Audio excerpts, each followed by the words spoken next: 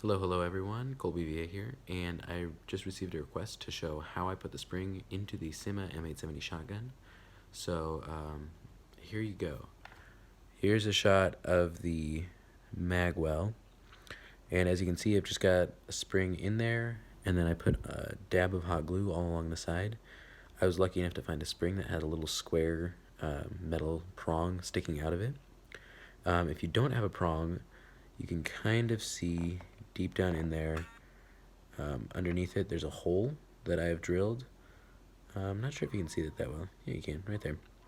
And that, I just originally had a spring threaded all the way through it. Just gotta make sure you don't, there's a little plastic nub that you can kind of see right in the middle of the screen.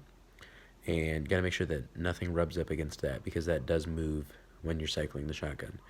So there you go. Hope you have a good night, and thanks for watching.